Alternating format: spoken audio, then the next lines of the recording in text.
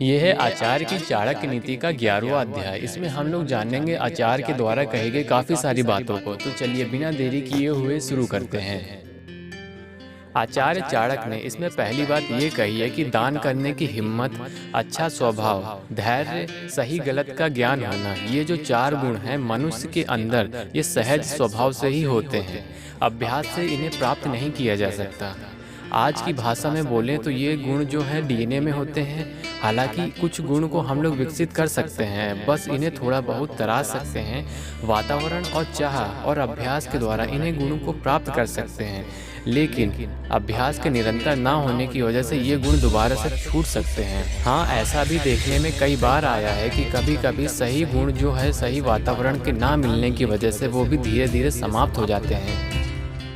आचार्य चाणक्य ने अगली दूसरी बात ये कही है कि जो अपने समुदाय के लोगों को छोड़ के दूसरों के समुदाय के लोगों से सहारा लेता है वह उसी तरीके से नष्ट हो जाता है जैसे दूसरों के धर्म का आश्रय लेने वाला राजा।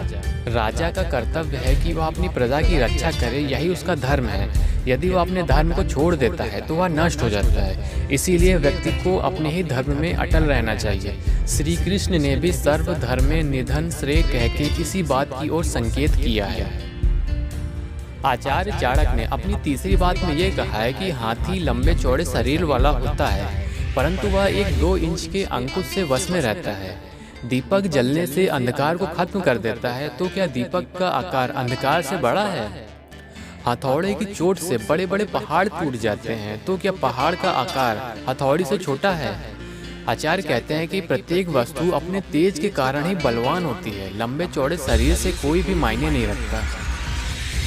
लोग ऐसा मानते हैं कि कलयुग के 10,000 वर्ष समाप्त हो जाने के बाद परमात्मा पृथ्वी का त्याग कर देंगे। आधे वर्ष रह जाने यानी कि 5,000 वर्ष बाद गंगा का पानी भी पृथ्वी को छोड़ देगा, और इसके भी आधे वर्ष के समाप्त हो जाने के बाद गांवों में देवी देवता गांव को छोड़ के चले जाएंगे। कुछ ब्राह्मण ने इसका अर्थ इस प्रकार से निकाला है कि जब कलयुग के समाप्ति के दौरान 10,000 वर्ष रह जाएंगे तो भगवान इस संसार को छोड़ के चले जाएंगे। 5,000 वर्ष शेष रह जाने पे गंगा का पानी समाप्त हो जाएगा, और जो 2,500 वर्ष बचेगा उसमें से गांव में देवी देवता छोड़ के चले जाएंगे। इसके पीछे का कारण जितने भी विद्वानों ने अब तक बताया है वो है इन इंसानों का अधर्म के रास्ते पर जाना। आचार्य चाणक्य ने अगली 5वीं बात ये कही है कि जिस इंसान का मन काम वासना और गंदे विचारों से भरा हुआ है, ऐसा मनुष्य यदि सैकड़ों बार भी तीर्थ क्यों ना कर ले, वह कभी भी पवित्र नहीं हो सकता। बिल्कुल उसी तरह जिस तरह से शराब के बर्तन को आग से जलाने पर भी वह शुद्ध नहीं होता। आचार्य चाणक्य ने अगली 6ठी बात ये कही है कि जो व्यक्ति पूरे 1 वर्ष तक मौन रह के चुपचाप भोजन करता है वह 1 करोड़ वर्ष तक स्वर्ग में आदर सम्मान प्राप्त करता है। अर्थ यह है कि जो व्यक्ति अपने धर्म का पालन करते हुए, यहाँ आचार्य की चाणक्य नीति में धर्म का यह मतलब है कि अगर तुम स्टूडेंट हो तो पढ़ाई करना ही तुम्हारा धर्म है, या फिर अगर तुम किसी भी एग्ज़ाम की प्रिपरेशन कर रहे हो तो उस एग्ज़ाम में तुम्हारा बेस्ट करना ही तुम्हारा धर्म है, या फिर अगर तुम किसी भी कंपनी में जॉब करते हो, तुम जिस भी पोस्ट पे हो, तुम्हें उस पोस्ट से प्रमोशन के लिए जो कुछ भी करना पड़े वही तुम्हारा धर्म है। धर्म का पालन करते हुए सदाचार पूर्वक मेहनत करना और जो कुछ भी मिले उसमें खुश रहना, उससे अधिकारी देवी देवता सभी खुश रहेंगे। ऐसा करने से आपको कभी भी किसी भी कष्ट का सामना नहीं करना पड़ेगा, और आपके अंदर सेल्फ रिस्पेक्ट, सेल्फ मोटिवेशन और हर जगह पे मान सम्मान आपको मिलता रहेगा। आचार्य चाणक्य ने स्टूडेंट के लिए काफ़ी अच्छी बात कही है। उन्होंने ये कहा है कि काम, क्रोध, लोभ, स्वादिष्ट पदार्थ, श्रृंगार, खेल तमाशा, ज़्यादा सोना और लोगों के बीच में चुगलियाँ करना, ये 8 बातें विद्यार्थी को त्याग देनी चाहिए। आचार्य ने 8वीं बात कही है कि जो बिना खेती की हुई भूमि से फल और कंदमूल खा के अपना जीवन व्यतीत करता है, हमेशा जंगल में रहता है और खुश रहता है, जो प्रतिदिन श्रद्धा करता है, ऐसे ब्राह्मण को हम ऋषि कहते हैं। ऐसे ब्राह्मण को इसलिए हम लोग ऋषि कहते हैं क्योंकि इनका जीवन पूरी तरीके से प्रकृति के साथ होता है।